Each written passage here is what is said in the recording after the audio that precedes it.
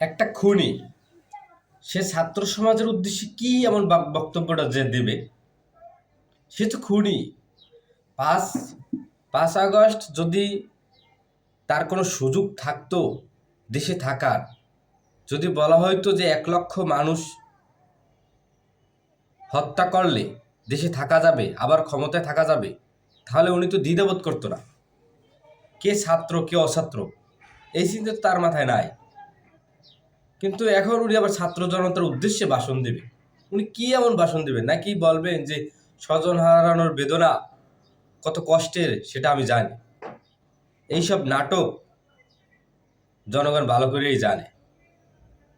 যে খুনি, দেশের তরে কোনো মায়া নাই, দয়া নাই, তার শুধু ক্ষমতা।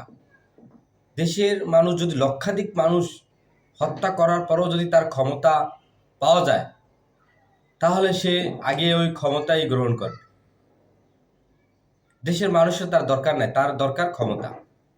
সেই খুনি আবার ছাত্র জনতার উদ্দেশ্যে ভাষণ দেবে যে এত নিরীহ ছাত্রদের খুন করলো, হত্যা করলো। সে আবার কিসের বাজার ভাষণ দেবে?